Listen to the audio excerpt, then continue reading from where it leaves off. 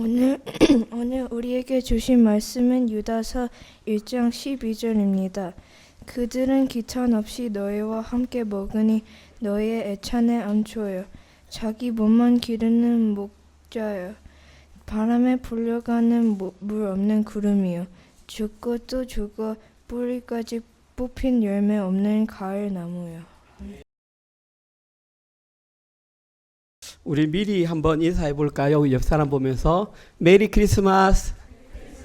예, 아직 크리스마스는 아니지만 또 어떤 변수가 있을지 모르니까 크리스마스를 준비하면서 크리스마스와 관련된 말씀을 준비할까 하다가 또 저희들이 늘 하는 대로 매일 성경을 따라서 말씀을 준비했습니다. 오늘 저희들이 함께 나눌 말씀은 유다서라고 하는 말씀입니다.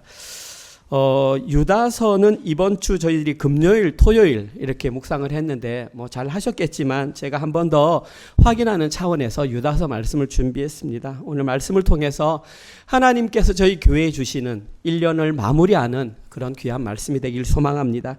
유다서는 좀 특별한 게 있는데 일단 분량적으로 한 장입니다. 여러 가지 장이 있는데 한 장밖에 없습니다. 조금 특별한 경우인데 편지글입니다. 편지를 썼는데 제가 이렇게 보니까 유다서에는 서론적인 부분으로 두 가지의 중요한 특징이 있습니다. 첫 번째 특징은 뭐냐 하면 유다서를 기록한 저자입니다. 그러니까 편지로 말하면 발신자입니다. 누가 편지를 썼느냐? 누가 썼을까요?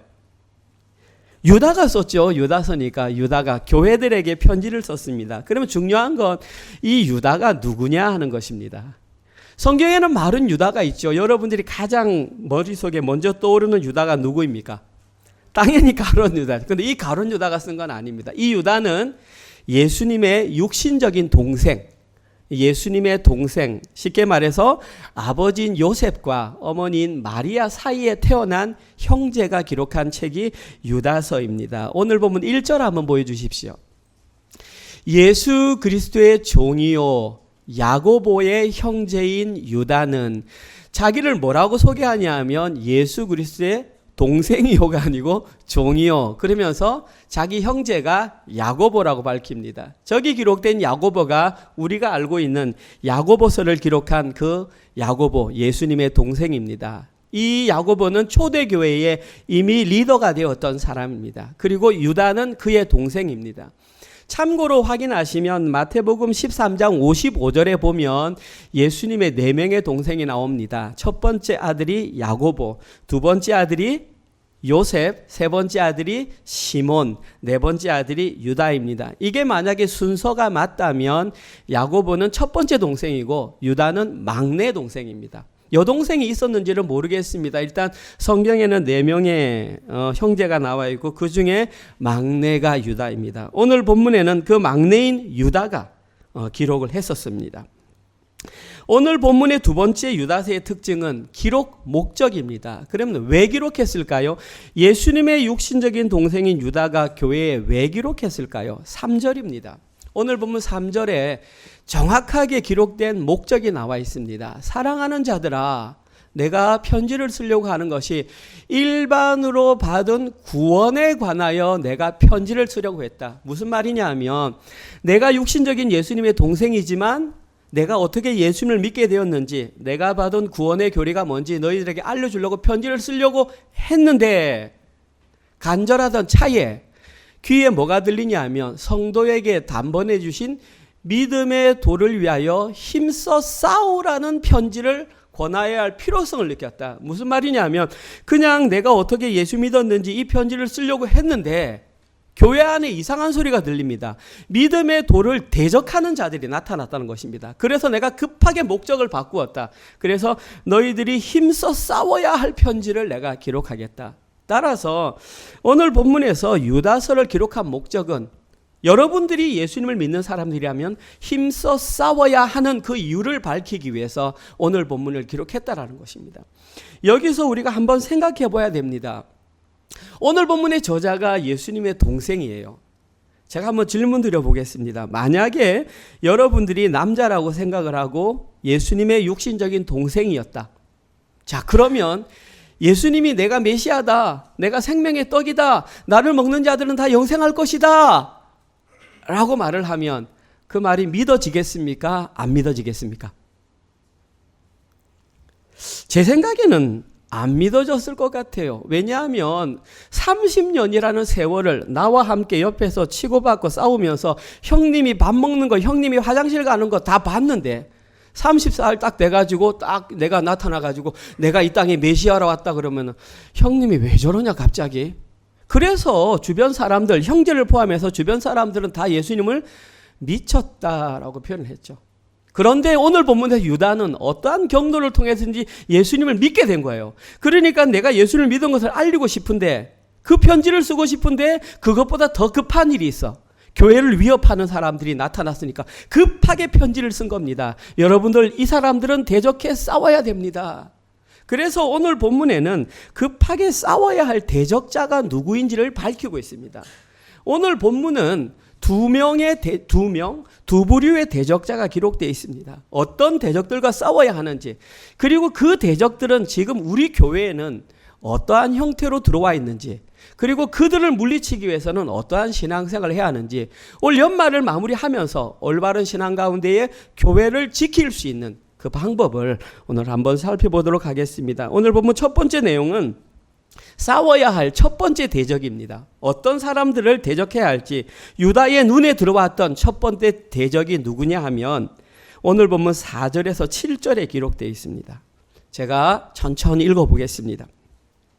이는 가만히 들어온 몇 사람이 있음이라. 그들은 옛적부터 이 판결을 받기로 미리 기록된 자나 경건하지 아니하여 우리 하나님의 은혜를 도리어 방탕한 것으로 바꾸고 홀로 하나이신 주제 곧 우리 주 예수 그리스도를 부인하는 자니라. 너희가 본래 모든 사실을 알고 있으나 내가 너희로 다시 생각나게 하고자 하노라. 주께서 백성을 애굽에서 구원하여 내시고 후에 믿지 아니하는 자들을 멸하셨으며 또 자기 지위를 지키지 아니하고 자기 처소를 떠난 천사들을 큰 날의 심판까지 영원한 결박으로 흑암에 가두셨으며 소돔과 고모라와 그 이웃 도시들도 그들과 같은 행동으로 음란하며 다른 육태를 따라가다가 영원한 불의 형벌을 받음으로 거울이 되었느니라. 오늘 보면 4절에 보면 그들이 누구인지 이렇게 밝히고 있습니다. 그들은 바로 가만히 들어온 자들입니다. 교회에 가만히 들어왔습니다. 가만히 들어왔다. 시크릿리, 비밀스럽게 몰래 들어왔다라는 것입니다. 이 말이 의미하는 것은 뭐냐 하면 어떻게 교회에 들어왔는데 교회의 일원이 되었어요. 그리고 교회에서 직분도 맡고 교회 공동체가 돼서 같이 잘 살아가고 있어요. 그런데 그들은 몰래 들어왔어요. 재밌는 게 뭔 줄 아십니까? 그 다음 보십시오. 그들이 몰래 들어왔는데 그들은 옛적부터 이 판결을 받기로 미리 기록되었다. 여기 판결이 뭐라면 심판입니다. 그들이 교회 안에 들어와 있기는 들어와 있는데 그들에게는 이미 심판이 미리 정해져 있습니다. 왜 심판이 정해져 있냐고요? 뒤에 나와 있습니다. 경건하지 아니했기 때문입니다. 경건하지 아니하는데 두 가지가 나옵니다. 첫 번째 경건하지 않은 것이 우리 하나님의 은혜를 방탕한 것으로 바꾸는 경건치 않음을 행했습니다. 교회 안에 들어와 있습니다. 일원이 되었습니다. 그런데 경건하지 않아. 어떻게? 우리 하나님의 은혜를 방탕한 것으로 바꾸는. 두 번째는 홀로 하나이신 우리 주 예수 그리스도를 부인한 것. 하나씩 살펴보겠습니다. 먼저 이들이 교회 안에 들어왔는데 은혜를 방탕한 것으로 만들었다. 무슨 말입니까? 여기서 말하는 은혜는 우리가 계속 공부하는 그것입니다. 이 은혜는 십자가 복음으로 말미암아 구원받는 그 은혜를 말합니다. 다시 말해서 계속해서 교회에서는 십자가 복음으로 말미암은 그 은혜를 계속 설명하는데 이들은 그것을 뭘로 바꿨냐면 방탕한 것으로 바꾸었습니다. 성경적으로 이 방탕하다라는 의미는 음란과 아주 밀접하게 관련되어 있습니다. 다시 말해서 이들은 교회 안에 들어와서 말로는 하나님의 은혜를 얘기하지만 실제로는 그들의 삶을 통해서는 방탕한 것을 드러내고 있는 성적으로 타락한 모습을 드러내었습니다. 쉽게 말하면 이겁니다. 강단에서 목사님이 설명합니다. 여러분, 우리는 모두 예수 그리스도의 십자가 은혜로 구원을 받았습니다. 그래서 우리는 새로운 피조물이 되었습니다. 그랬더니 이걸 받아들여. 그리고 나서 밖에 나가서 어떻게 하냐면 나는 새로운 피조물이 되었으니까 이제는 내 마음대로 죄를 짓고 살아도 돼. 왜? 나는 이미 구원받았으니까. 성경에 한번 구원받은 사람은 그 구원이 다시는 사라지지 않는다고 말했으니까 이제 나는 밖에 나가서 내 마음대로 살아야 돼. 어떻게? 성적으로 방황하면서 방탕한 삶을 살아도 돼 라고 오해했던 자들입니다. 실제로 그런 자들이 있냐고요? 그 당시에 그런 자들이 있었습니다. 어떤 사람들이냐? 바로 그들이 우리 주 예수 그리스도를 부인한 자들입니다. 교회 안에 들어왔는데 예수님을 부인한다고요? 아니, 교회 안에 들어오면 일단 가장 먼저 하는 것이 신앙 고백을 합니다. 우리가 아는 신앙 고백은 뭐냐 하면 사도신경을 합니다. 전능하사 천지를 만드신 삼위일체 하나님을 고백하고 예수 그리스도를 주로 영접합니다. 그런데 어떻게 교회 안에서 우리 주 예수 그리스도를 부인할 수 있을까요? 여기서 말하는 부인은 나 예수님 몰라요라는 부인이 아닙니다. 여기서 말하는 부인은 그 당시에 이단 사상 가운데의 하나인 영지주의자들이 여기에 해당한다고 볼 수 있습니다. 영지주의자들은 어떤 자들이냐면 쉽게 말해서 이겁니다. 영적인 것은 거룩하고 육적인 것은 더럽다고 생각하는 자들입니다. 그런데 하나님이신 그분이 어떻게 육적인 사람의 몸을 입고 올 수 있어? 영지주의자들이 가장 부인하는 것이 뭐냐 하면 성육신을 부인합니다. 결국 그들은 성탄절이라는 것을 믿지 않습니다. 어떻게 하나님이 거룩한 분이 더러운 사람의 몸을 입고 와? 믿지 않는다는 얘기입니다. 자, 그들이 성육신을 믿지 않는다는 것은 무엇과 관련됩니까? 성육신이 있어야만 예수님이 십자가에 달려 돌아가셔서 대속 사역을 하는데 여기서 성육신을 부인해버리면 십자가 사역 자체를 부인한다는 겁니다. 그러니까 그들은 그것을 가지고 어디게 사용하냐면 육은 더러우니까 마음대로 사용해도 돼 라는 결론으로 가는 겁니다. 그 경건치 않은 것이죠. 지금 이 시대에 그렇게 사는 자들이 있느냐? 있습니다. 그들이 바로 누구냐 하면 무율법주의자들입니다. 오늘 본문에서 첫 번째 경계를 대상으로 우리에게 알려주는 것은 너희들에게는 무율법주의자와 같은 모습은 없느냐. 이 시대에 무율법주의의 가장 대표적인 교리가 구원파입니다. 그들은 한번 구원받았기 때문에 우리의 구원은 지워지지 않아. 그래서 나는 마음대로 살아도 돼. 가장 대표적인 사건이 얼마 전에 한국에 있었던 세월호 사건입니다. 세월호라는 기업이 구원파를 기준으로 만든 종교기업입니다. 그들은 학생 280여 명이 죽어감에도 불구하고 그들은 그들에대로 죽는 거고 나는 보트를 타고 도망오는 것이 선장의 신앙이었습니다. 그들의 모습이 바로 오늘 본문에 기록된 무율법주의자들. 그 초대교회에 무율법주의자들이 침투해오자 유다가 눈이 번쩍 뜨여가지고 그들 향해 편지를 쓴 것입니다. 내가 예를 들어줄게. 세 가지 예를 듭니다. 오늘 본문 5절. 첫 번째 예가 출애굽 1세대들입니다. 출애굽 1세대들이 무율법주의자들에게 오염되었습니다. 보십시오. 너희가 본래 모든 사실을 알고 있으나 내가 너희로 다시 생각나게 한다. 이미 알고 있다. 봐라. 주께서 하나님께서 백성을 애굽에서 구원하여 내시고 유월절을 통해서 애굽을 했습니다. 하나님께서 아브라함과 약속을 했습니다. 내가 너희 자손을 출애굽해 주겠다. 하나님께서는 아브라함의 약속을 성취해 주셨습니다. 그래서 유월절을 지낸 모든 사람들은 다 홍해를 건넜습니다. 그런데 그들이 착각한 게 뭐냐 하면 홍해를 건 것이 구원의 완성이라고 착각한 것입니다. 아니고 그들은 가나안을 통과해서 광야를 통과해서 가나안에 들어가야 할 사람들이었습니다. 그런데 홍해를 건넌 것을 마치 구원이 완성된 것으로 생각하고 광야에서 그들이 뭐 했냐면 원망과 불평과 다른 사람을 비방하는 모습을 보였던 것입니다. 결론적으로 그들은 심판을 받았습니다. 오늘 본문에서 말하는 것이 뭐냐면 그들이 바로 이러한 것에 물들어 있었다. 그 결과는 은혜를 제대로 이해하지 못했기 때문입니다. 두 번째 예로 든 것이 6절입니다. 6절은 여러분들이 처음 들어보는 내용입니다. 주의해서 들어야 됩니다. 보십시오. 또 자기 지위를 지키지 아니하고 자기 처소를 떠난 천사들을 큰 날의 심판까지 영원한 결박으로 흑암에 가두셨다. 이 내용은 성경에 나와 있지 않습니다. 이 내용은 유다가 개인적으로 적용한 건데 이 내용이 어디 나와 있냐면 우리가 지금 읽는 성경 66권을 우리는 정경이라고 합니다. 캐논이라고 합니다. 그런데 이 정경이 만들어지기 위해서는 수없이 많은 다른 사본의 성경들이 있었습니다. 그 중에 성경은 아닌데 성경과 조금 유사하다 그런 성경을 외경이라고 합니다. 그리고 외경보다도 더 멀리 나가서 성경적인 배경을 기록한 성경을 위경이라고 그럽니다. 그냥 들으시면 됩니다. 우리가 읽는 성경은 정경, 그와 좀 비슷한 건 외경, 더 많이 벗어난 건 위경인데 이 내용은 위경에 나와 있습니다. 우리는 안 읽는데 유대인들은 읽습니다. 그 위경이 뭐냐면 에녹 일서, 에녹 아시죠? 하나님과 동행했던 그 에녹 1서를 기록했는데 거기에 어떤 내용이 나오냐면 저 내용이 나옵니다. 천사들이 있었는데 자기 지위를 버리고 자기 처사를 떠넘으로 말미암아서 심판날까지 영원한 결박에 묶여 흑암에 갇히게 되었다라는 내용이 에녹 1서에 기록되어 있습니다. 지금 유다는 그 위경을 가지고 이렇게 설명합니다. 왜냐하면 이 내용을 듣는 자들이 다 유대인들입니다. 그들은 이미 에녹 1서를 다 알고 있습니다. 그러니까 그들에게는 익숙한 내용이 우리에게는 조금 익숙하지 않은 내용. 아무튼 여기에서 중요한 내용은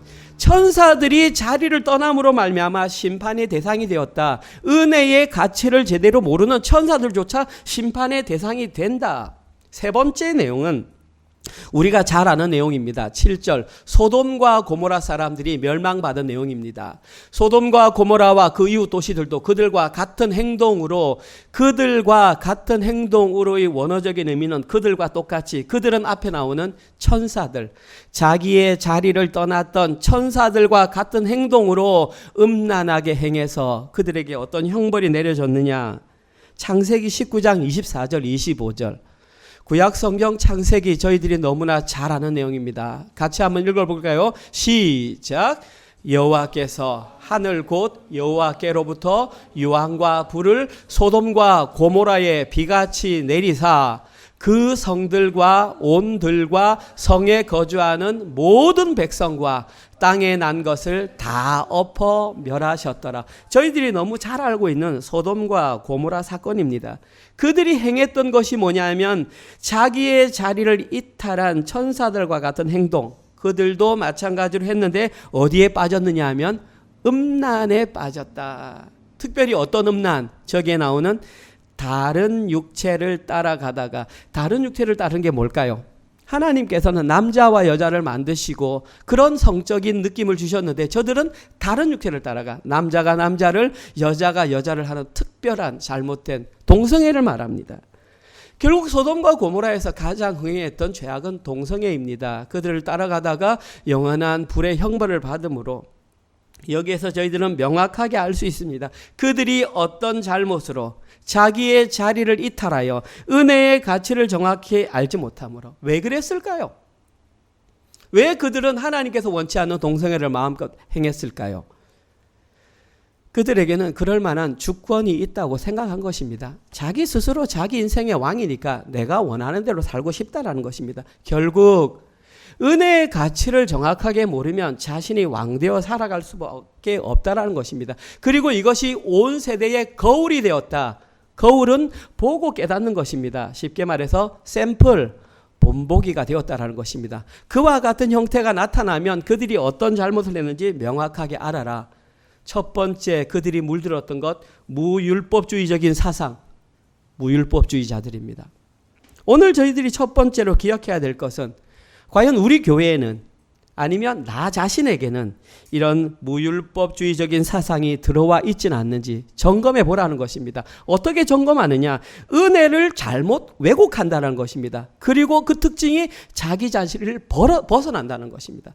만약에 우리가 지금 이 시대를 살면서 은혜의 의미를 정확히 깨닫지 못하고 자신이 지켜야 할 자리를 벗어났다면 나는 현재 무율법주의라는 악한 세력에 미혹되어 있다라고 발견하면 됩니다. 오늘 유다는 그런 것이 초대교회에 있으니까 경계해야 된다, 힘써 싸워야 된다. 첫 번째, 가만히 들어온 자들. 두 번째 내용입니다. 오늘 본문에서 저희들이 두 번째로 살펴봐야 할 내용은 두 번째 대적입니다. 8절부터 13절까지입니다. 제가 한번 읽어보겠습니다. 그러한데 꿈꾸는 이 사람들도 그와 같이 육체를 더럽히며 권위를 업신여기며 영광을 비방하는도다. 천사장 미가엘이 모세의 시체에 관하여 마귀와 다투어 변론할 때에 감히 비방하는 판결을 내리지 못하고 다만 말하되 주께서 너를 꾸짖으시길 원하노라 하였거늘 이 사람들은 무엇이든지 그 알지 못하는 것을 비방하는도다. 또 그들은 이성 없는 짐승과 같이 본능으로 아는 그것으로 멸망하느니라. 화 있을진지어 이 사람들이여 가인의 길을 행하였으며 삭슬 위하여 발람의 어그러진 길로 몰려갔으며 고라의 패역을 따라 멸망을 받았도다. 그들은 기탄 없이 너희와 함께 먹으니 너희의 애찬의 암초요 자기 몸만 기르는 목자요 바람에 불려가는 물 없는 구름이요 죽고 또 죽어 뿌리까지 뽑힌 열매 없는 가을 나무요 자기 수치의 거품을 뿜는 바다의 거친 물결이요 영원히 예비된 캄캄한 흑암으로 돌아갈 유리하는 별들이라. 오늘 보면 8절에 보면 여기에 등장하는 두 번째 대적은 어떤 자들이냐면 꿈꾸는 자들입니다. 질문할 수 있죠. 목사님, 그러면 꿈꾸는 게 잘못됐나요? 매일 밤마다 꿈을 꾸는. 여기서 말하는 꿈은 그런 꿈을 말하는 게 아닙니다. 그 뒤에 나오는 일을 행하는 자들을 말합니다. 세 가지입니다. 첫 번째, 육체를 더럽히는 자. 두 번째, 권위를 업신여기는 자. 세 번째, 영광을 비방하는 자들을 불러서 꿈꾸는 사람들이라고 했습니다. 여기에 대해서 가장 첫 번째 특징이 뭐냐면 그와 같이입니다. 저기에 기록된 그와 같이라는 단어의 원어가 뭐냐면 참으로 똑같이 그 모양 그대로 똑같이 all same입니다. 어떤 사람들과 앞에서 말했던 가만히 들어온 사람들과 똑같다. 목사님 완전히 반대의 경우 같은데요. 맞습니다. 가만히 들어온 자들과 꿈꾸는 자들은 그 형태가 완전히 반대입니다. 그런데 유다는 그들을 뭐라고 표현하면 똑같다. 이것이 뭐냐 하면 이단의 양극단은 통한다는 얘기입니다. 극과 극은 통합니다. 무엇이든 극과 극은 통합니다. 왜 통하냐 하면 나중에 말씀드리겠지만 극과 극의 중심은 자기가 있기 때문입니다. 올바른 신앙생활하는 사람은 절대로 극과 극으로 닿지 않습니다. 이것이 어떤 경우든 신앙이든 정치든 사람이든 인간관계 무엇이든 올바른 신앙생활을 하는 사람은 절대 극과 극으로 가지 않습니다. 잘 분별하셔야 됩니다. 오늘 본문에 기록된 이 꿈꾸는 사람들은 아까 처음에 등장했던 가만히 들어온 사람들과 모든 것이 거의 일치합니다. 첫 번째, 그들은 육체를 더럽힙니다. 여기에 기록된 육체를 더럽힌다는 것은 성적으로 타락했다라는 뜻입니다. 아까 말했던 무율법자들이 타락했던 성적인 타락이 이들에게도 나타납니다. 두 번째, 이들의 특징이 뭐냐 하면 권위를 업신여깁니다.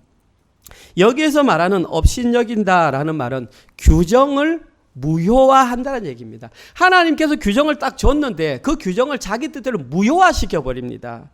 예를 들면 교회 안에서 하나님과 교회와 사도의 권위를 하나님께서 주셨는데 이들은 그 권위를 무시했다 이 말입니다. 세 번째, 그들이 하는 것은 영광을 비방하였다 나와 있습니다. 그럼 저기에 기록된 영광이 뭘까요? 헬라어 원어로 보니까 영광이라는 단어가 독사이거든요. 이렇게 무는 독사 말고 그냥 독사. 근데 복수가 붙어서 독사스이에요. 그러면 저기 말하는 건 영광들. 그럼 영광들이 뭐냐? 학자들이 보니까 이것은 천상의 존재들이다. 하늘에 속한 천사들의 존재들이다라고 봅니다. 따라서 그들이 영광을 비방했다는 것은 하늘에 속한 천상적인 존재들을 비방했다라는 것입니다. 여기서 가장 중요한 단어는 그들의 행동입니다. 여기에 감염된 사람들에게 나타나는 특징이 뭐냐면 타인을 비방하는 거예요. 그래서 9절 보십시오.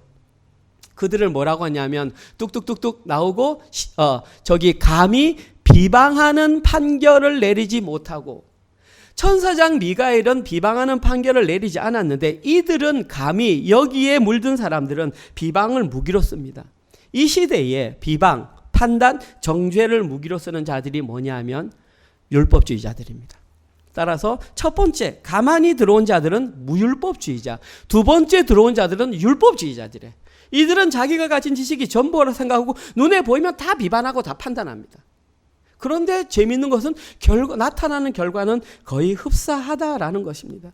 지금 저기에 기록된 천사장 미가엘은 하나의 예입니다. 어떤 예냐 하면 천사장 미가엘은 천사 중에서 대장입니다. 가장 강력한 힘을 가진 천사장인데 저 내용이 뭐냐 하면 모세가 죽었어요. 보세요. 모세가 죽었는데 성경에 나오지 않습니다. 이 내용도 위경이고 이 위경의 이름은 모세의 승천기라고 하는 위경에 나오는 내용입니다. 모세가 죽었어요. 우리는 알아요. 느보산에서 죽은 줄. 그런데 천사장 미가엘이 와서 그 시체를 걷어가려고 해요. 그랬더니 마귀가 나타났잖아요. 마귀와 다투어 변론할 때 마귀가 나타나 뭐라 하냐면 모세의 시체가 죽었으니 이거 내가 가져갈 거야. 그러니까 천사장 미가엘과 마귀가 붙었어요. 저 본문에 의하면. 자, 그런데 그때 미가엘이 뭐라고 말하냐면은 확 이렇게 하지 않고 보십시오. 다만 말하되 주께서 너를 꾸짖으시기를 원한다. 마귀를 향해서 확 이렇게 하지 않고 주께서 너를 꾸짖으기를 원한다. 비방하지 않았단 말이에요. 천사장 미가엘은 큰 힘을 가지고 있어요. 마귀를 대적할 힘이 있어요. 그런데 직접 대적하지 않고 직접 비방하지 않고 다만 주께서 너를 꾸짖으시기를 원한다. 왜 그랬을까요? 천사장 미가엘은 자신에게 비방할 만한 권한이 없다라는 것을 알았기 때문이에요. 그 주권이 누구에게 있다? 오직 하나님께만 있다라는 것을 인정하고 그것을 그대로 삶으로 고백했다라는 것이에요. 여기서 우리가 알 수 있는 한 가지, 누구나 쉽게 비방은 할 수 있습니다. 그런데 비방할 상황에 비방하지 않는 것이 믿음의 행위라는 것입니다. 어떤 사람들이 가장 잘 비방하느냐? 율법주의에 물든 사람들이 가장 많이 비방한다. 비방할 만한 충분한 자격이 있다고 생각하기 때문에. 그래서 오늘 보면 10절에서는 그들을 뭐라고 불렀습니까? 이 사람들은 무엇이든지 그 알지 못하는 것을 비방하는 특징이 있다. 그래서 그들을 이렇게 부릅니다. 또 그들은 이성 없는 짐승이다. 이성 없는 짐승이 가장 잘하는 행동이 뭐냐 하면 본능에 따라서 행동한다. 오늘 본문에서 바로 이 꿈꾸는 자들이 바로 이성 없는 짐승, 그들의 가장 큰 특징은 본능으로 행하는 것. 그들에게 나타나는 결과는 아까 처음의 결과와 마찬가지로 경건하지 않는 모습. 오늘 부분 15절에는 경건하지 않는 자에게 이와 같은 내용이 있다고 미리 말하고 있습니다. 15절. 이는 무사람을 심판하사 모든 경건하지 않은 자가 경건하지 않게 행한 모든 경건하지 않은 일과 또 경건하지 않은 죄인들이 주를 거슬러 한 모든 완악한 말로 말미암아 그들을 정죄하게 하려 하심이라. 경건하지 않은 모든 자는 다 정죄받는단 말입니다. 이 한 구절에 경건하지 않다는 표현이 무려 4번이나 기록되어 있습니다. 경건하지 않다는 것이 얼마나 악한 죄인지를 하나님께서는 명확하게 말합니다. 그러면서 어떤 사람들이 경건하지 않았는 줄 알아? 내가 예를 들어줄게. 다시 한 번 더 3가지 예를 듭니다. 오늘 보면 11절에 한꺼번에 다 나와 있습니다. 첫 번째 예를 든 사람이 바로 우리가 너무나 잘 알고 있는 가인입니다. 가인은 진짜 교회 다니지 않는 사람들도 소설 중에 가인의 후예, 가인의 살인 등등 가인이 많이 인용되잖아요. 가인이 누굽니까? 최초의 인류 아담과 하와의 첫 번째 아들입니다. 그리고 그의 동생으로 태어난 사람이 아벨입니다. 그런데 하나님께서는 아벨의 제사는 받으시고 가인의 제사를 받지 않으니까 화가 나가지고 돌을 들어가지고 동생을 죽여버렸던 최초의 살인자가 바로 아벨입니다. 가인이 아벨을 죽인 것은 실제적인 살인 행동이지만 그 이면 속에는 뭐가 있냐 하면 하나님의 권위를 무시했다라는 것입니다. 왜 내 제사 안 받아? 당신이 뭔데? 내가 왕인데 왜 내 제사를 안 받아? 죽여버렸다라는 것입니다. 가인의 죄는 하나님의 권위를 무시하고 행동으로 하나님을 비방했습니다. 계속 비방이 나오지 않습니까? 두 번째 예를 든 사람이 발람입니다. 이제 이 삭스를 위하여 발람의 어그러진 길로, 여기는 좀 아시는 분도 있고 모르는 분도 있고, 발람은 이제 좀 알려면 민수기까지 가야 됩니다. 민수기에는 모압이라는 백성이 이스라엘이 확 오니까 겁이 나는 겁니다. 그래서 자기들 힘으로는 이길 수 없으니까 발람이라고 하는 선지자를 돈으로 주고 사옵니다. 삭스를 위하여 돈을 주고 샀단 말입니다. 그리고 그에게 뭐라고 하냐면 이스라엘 좀 저주해줘. 그랬더니 저주하려고 하는데 이미 하나님께서는 그의 나귀를 통해서 말을 하게 했잖아요. 저주하지 마라. 그런데도 돈을 받았으니 어떡합니까? 가서 저주하려고 하는데 그 입에서 나오는 것이 다 축복입니다. 그래서 성경이 그렇게 끝나기 때문에 우리는 발람이 이스라엘을 저주하지 않았구나 생각하는데 나중에 결론적으로 보니까 발람으로 말미암아 이스라엘이 모압 여인들과 음행하는 죄를 지었다. 그걸 누가 꼬셨냐 하면 저 발람이 꼬셨습니다. 그래서 미디안 5왕이 죽을 때 발람도 칼로 처참하게 죽임을 당합니다. 따라서 여기서 발람이 그렇게 돈의 음행의 길로 갔던 것, 이건 역시 하나님의 권위를 무시하고 하나님을 비방한 행위였다라는 것입니다. 마지막 세 번째 내용, 마찬가지 고라입니다. 민수기에 나옵니다. 이제 요거는 조금 숨어 있는 얘기니까 조금 더 희박합니다. 결론적으로 고라가 누구냐 하면 이스라엘의 지도자 모세, 최초의 대제사장 아론의 사촌 되는 사람입니다. 하나님께서는 모세를 불러서 너는 민족의 지도자가 되어라. 아론을 불러서 너는 처음에 제사장이 되어라. 굉장히 영예가 있어 보이잖아요. 그런데 옆에 사촌처럼 있던 저 고라가 보니까 내가 볼 때에 나랑 같이 자랐던 코흘리게 찔찔이가 저렇게 국가의 영도자가 됐다고 하니까 열받는 겁니다. 그래서 자기가 나도 이런 권위가 있다라고 생각하면서 사람 250명을 모아가지고 자기의 향도를 가지고 하나님 앞에 나아가다가 죽었는데 어떻게 죽었냐 하면 땅이 바로 반으로 갈라져서 그와 옆에 있던 사람이 다 함몰되었습니다. 이렇게 했던 이유는 철저하게 하나님께서 심판하신다라는 것입니다. 눈에 보기에는 고라가 모세와 아론을 무시했지만 그 이면에는 그를 세우신 여호와 하나님을 무시하고 비방했다라는 것입니다. 여기에서 저희들은 한 가지 깨달아야 합니다. 여러분 눈에 차기에 부족해 보이는 사람이 있어도 하나님이 세우신 권위를 무시하지 마십시오. 그러면 정말 그 존재가 하나님께서 세운 존재가 맞다면 거기에 대한 책임은 자기 자신이 져야 한다는 것을 명확하게 알 수 있습니다. 이처럼 하나님은 자기의 권위를 무시하는 자들을 반드시 심판하십니다. 또한 이러한 일을 가장 많이 하는 자들이 율법주의자들인데 율법주의자들과 같이 타인을 함부로 비방하는 자들을 용서하지 않으십니다. 왠 줄 아십니까? 타인을 비방하는 그 비방이 바로 자기 자신이 왕이라는 것을 간접적으로 인정하는 행위가 되기 때문입니다. 천사장 미가엘조차 마귀가 대적했을 때에도 비방하지 않았는데 불갓 한낱 미물에 불과한 인간인 네가 무슨 자격으로 그렇게 비방을 하냐라는 것입니다.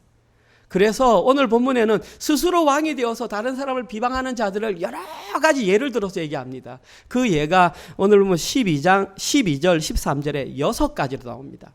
어떤 사람들인 줄 알아? 유다는 참으로 지혜로운 사람 같아요. 말을 재밌게 해요. 읽어볼게요. 6가지 한번 찾아보세요. 첫 번째, 그들은 기탄 없이 너희와 함께 먹는 자들인데 그들이 누구냐 하면 애찬의 암초야. 오늘 설교 제목입니다. 그런 사람들이 바로 애찬의 암초야. 나중에 설명해 드리겠습니다. 두 번째, 그런 사람들이 누군 줄 알아? 자기 몸만 기르는 목자야. 목자의 원래 역할은 양을 배불리 먹는 거예요. 그런데 이 목자는 양은 안 먹이고 자기만 다 먹는 거예요. 세 번째, 이들은 바람에 불려가는 물 없는 구름이에요. 구름이 지나가면 사람들은 비가 올 걸 기대해요. 그런데 이 구름은 다 말라버린 구름이야. 비를 못 내려. 그냥 허울만 있는 구름이야. 네 번째, 이들은 죽고 또 죽어 뿌리까지 뽑힌 열매 없는 가을 나무요. 가을까지 나무가 자랐다는 것은 열매를 내야 되는데 이 뿌리가 죽었기 때문에 가을까지 살아도 겉만 살았지 속은 다 죽은 나무다. 다섯 번째, 13절, 자기 수치에 거품을 뿜는 바다의 거친 물결이다. 파도가 하는 역할이 있는데 다른 건 못해. 그냥 거품만 뿜어내. 허상이란 얘기죠. 영원히 예비된 캄캄한 흑암으로 돌아갈 유리하는 별들이다. 아무런 목적도 없이 떠드는 별들이다. 이들이 바로 자기 스스로를 왕으로 삼아서 상대방을 비방하는 자들이다. 저는 이들 가운데 가장 대표적으로 한 존재, 애찬의 암초를 설교의 제목으로 삼았습니다. 결론적으로 우리 교회는 애찬의 암초와 같은 존재가 있으면 안 됩니다. 자기 자신도 그렇고 그런 사람이 들어온 것 또한 우리는 경계해야 합니다. 그럼 애찬의 암초가 뭘까요?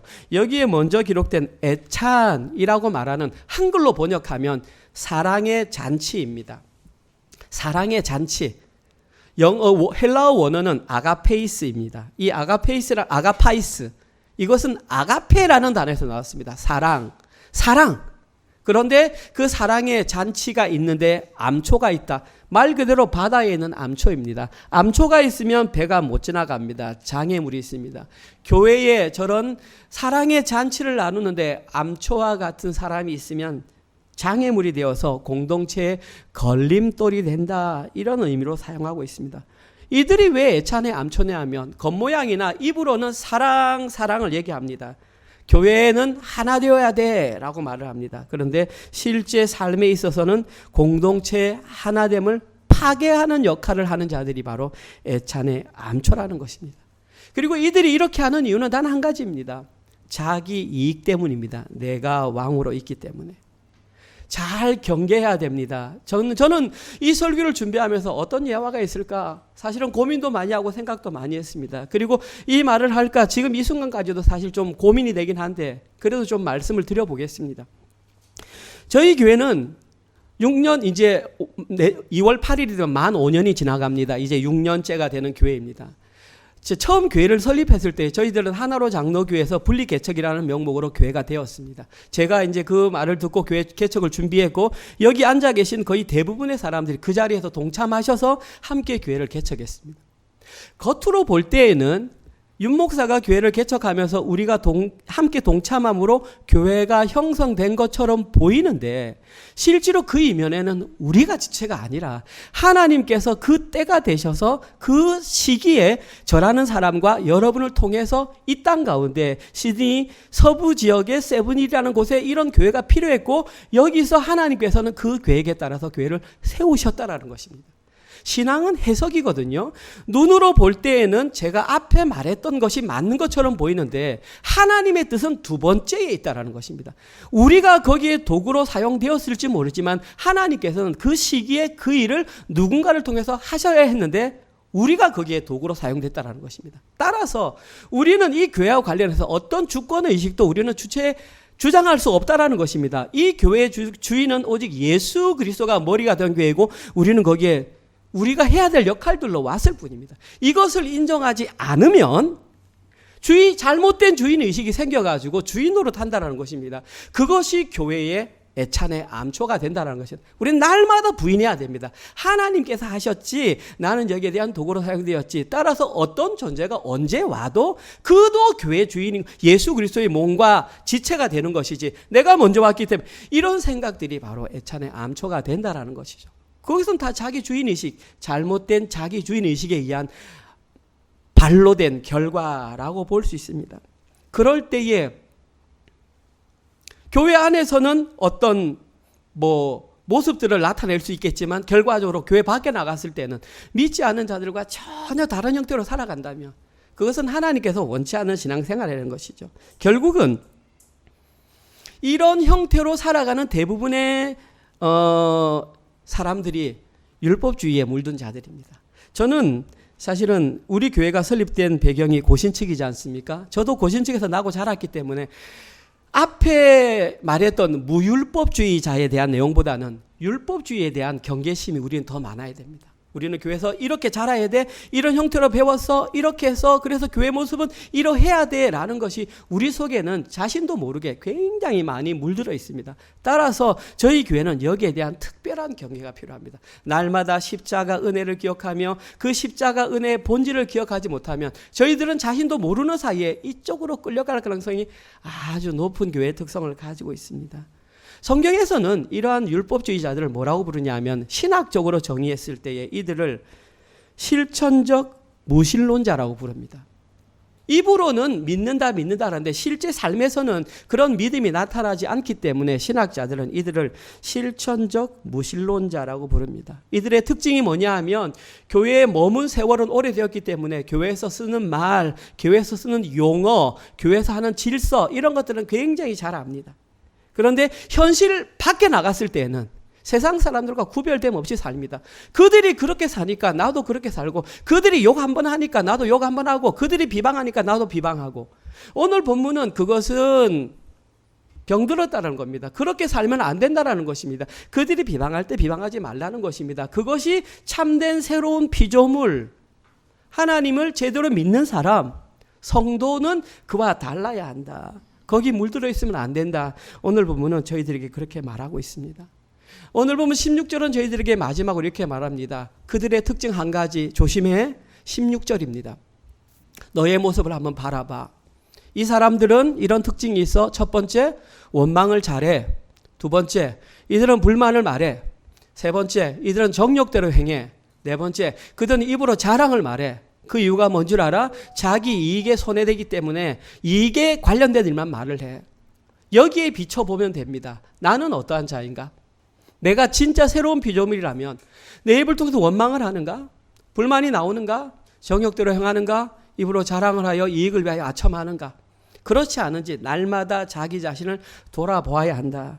초대교회에 이런 이단들이 들어왔고 그 소식을 들었던 유다는 깜짝 놀래가지고 이렇게 편지의 내용을 바꿔 적었던 것입니다. 오늘 보면 두 번째, 우리 교회는 스스로 왕이 되어 타인을 비방하기 위해 꿈꾸는 자들이 들어온 자는 없는지, 혹시 내 마음속에 그런 이단적인 요소는 없는지 특별히 우리는 경계해야 한다. 오늘 본문에 유다가 우리에게 전하는 내용의 메시지입니다.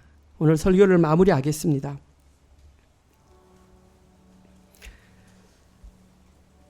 지난주일 오후부터 저희들은 굉장히 슬픈 소식을 전해 들었습니다. 우리들이 사는 곳 이곳 시드니에서 너무나 안타까운 총격 사건이 있었습니다. 2명의 반유대주의자들이 한우카 명절을 맞이해서 해변에 모여있던 유대인들에게 무차별 총격을 가했습니다. 그 결과 16명이 사망하고 42명이 부상당하는 안타까운 소식이 있었습니다. 이들은 왜 유대인을 향하여 이렇게 무차별 공격을 했을까요? 여러 가지 이유가 있겠지만 가장 대표적인 이유는 잘못된 종교적인 신념 때문입니다. 그들과 믿는 바가 다르기 때문에 그들을 대적해서 그렇게 죄책감 없이 살인을 저질렀습니다. 이처럼 잘못된 종교적인 신념은 나쁜 결과를 가져옵니다. 따라서 저희들이 가지고 있는 믿음이 성경에서 말하는 올바른 믿음인지 날마다 자신의 믿음을 점검해 보아야 합니다. 내가 그냥 몸이 여기 있기 때문에 이것이 증명된다고 생각하시면 안 됩니다. 나의 삶을 봐야 되고 내 인생의 주인이 누구인지, 내가 누구의 음성을 듣고 살아가는지를 반드시 봐야 합니다. 오늘 보면 유다는 두 가지를 경계합니다. 첫 번째, 너희들은 무율법주의자들을 경계해야 한다. 왜냐하면 그들은 은혜를 방탕한 것으로 만들어 자기 자리를 이탈한다. 두 번째, 너희들은 율법주의자들을 경계해야 된다. 그들은 스스로 왕이 되어서 하나님께서 주신 권위를 무시하고 다른 사람들을 함부로 비방한다. 이런 것들이 우리 교회 안에 들어오면 그들이 바로 애찬의 암초요. 그런 마음이 내 마음속에 들어오면 그것이 바로 애찬의 암초가 된다라고 우리에게 말합니다. 그 결과는 심판의 대상입니다. 경건하지 못한 자는 모두 심판의 대상입니다. 2025년을 마무리하는 이 시점에서 우리의 신앙을 다시 한번 돌아보았으면 좋겠습니다. 올바로 신앙생활하고 있는가? 우리 교회는 하나님이 원하시는 건전한 교회인가? 우리 가정에는 올바른 복음이 선포되고 있는가? 내 마음속에 이런 이단은 없는가? 우리 스스로를 한번 돌아보아야 합니다. 마지막으로 서울에 가면, 저는 가보진 않았는데 양화진이라는 곳이 있다고 합니다. 양화진에는 수많은 선교사님들의 묘지가 있다고 합니다. 근데 그 묘지 가운데 이런 묘비가 있습니다. 만약에 내게 줄 수 있는 생명이 1000개가 있다면 나는 그 모든 목숨을 조선에 바치겠다라는 묘비가 적혀 있다고 합니다. 그 묘비의 주인공은 루비 캔드릭이라고 하는 젊은 여성입니다. 그 여성은 25세에 조선으로 왔고 8개월을 조선에서 복음을 전하다가 죽고 말았습니다. 그리고 자기의 묘비에 부모님께 편지를 썼을 때에 내 묘비에는 이렇게 써주세요. 만약에 내게 1000개의 생명이 있다면 그 모든 생명을 조선에 바치겠다. 25세에 해당하는 어린 청년, 소녀가 어떻게 그런 글을 남길 수 있었을까요? 저는 확신합니다. 그 소년, 그 청년은 보았습니다. 진리가 무엇인지, 참된 이단에 물들지 않은 신앙이 무엇인지를 정확하게 알았습니다. 삶의 주도권이 자기에게 있지 않고 하나님께 있다는 확신이 있었기 때문에 그와 반대되는 그 어떤 행동도 하지 않았다라는 것입니다. 그리고 저희들이 이러한 하나님의 중심적인 삶을 살아갈 때에 바로 이 루비 캔들과 같은 그런 결말을 우리가 맞이할 수 있다는 것입니다. 이번 한 주간도 삶의 주도권이 오직 하나님께만 있다는 것을 인정하고 본능에 의해 타인을 비방하지 마시고 은혜를 방탕한 것으로 만들지 마시고 하나님 중심적인 삶을 살아내시는 모든 분들 되시기를 주님의 이름으로 축원드립니다. 아멘. 하나님, 2025년을 말씀으로 잘 마무리하게 하여 주시니 참으로 감사합니다. 기대하지 않았던 유다서 말씀을 통해서 우리가 어떤 길을 경계해야 되는지, 무엇을 사모해야 되는지 다시 한번 더 명확하게 확인시켜 주시니 감사합니다. 십자가 은혜를 잊지 않게 하여 주시옵소서. 십자가 은혜를 방탕한 것으로 여겨 엉뚱한 길로 가지 않도록 저희들을 지켜주시옵소서. 무율법주의자들의 가는 길을 경계하게 하시고 율법자들이 길었던 그 길의 실패의 길을 우리가 사전에 방지할 수 있도록 우리의 삶을 인도하여 주시옵소서. 그리하여서 오직 여호와 하나님 말이 우리 인생의 주인이시며 우리의 통치자이시며 우리의 왕이신 것을 우리의 삶으로 인정하게 하시고 삶의 한 절이라도 우리의 왕이신 예수님이 사셨던 그 삶을 우리의 삶을 통해서 살아내는 사랑하는 은혜로 교회 성도들 될 수 있도록 인도하여 주시옵소서. 여기에 대한 결단으로 하나님께서 우리에게 주신 물질이 우리의 생명이 아니라 예수 그리스도가 우리의 생명을 인정하는 마음으로 하나님께 11조와 주정헌금과 감사헌금을 올려드렸습니다. 이 헌금이 사용되는 곳곳마다 죽었던 영혼들이 살아나게 하시고 힘들었던 영혼들이 회복되는 역사가 있게 하여 주시옵소서. 이제는 우리 주 예수 그리스도의 은혜와 하나님의 사랑하심과 성령님의 위로, 교통, 감화, 깨닫게 하심이 악한 자들이 걸었던 그 모든 애찬의 암초와 같은 길을 벗어버리게 하시고 오직 주 하나님, 주 예수 그리스도만 우리의 왕이심을 인정하는 그 참된 길로 걸어가기로 결단하는 사랑하는 모든 은혜로 가족들 머리 위에와 사랑하는 우리의 자녀들 머리 위에, 그리고 지금 이 시간에도 세계 곳곳에 흩어져서 주의 복음을 증거하시는 사랑하는 선교사님들과 그들의 사역과 그들의 자녀들 머리 위에 지금부터 영원토록 함께 있을지어다. 아멘.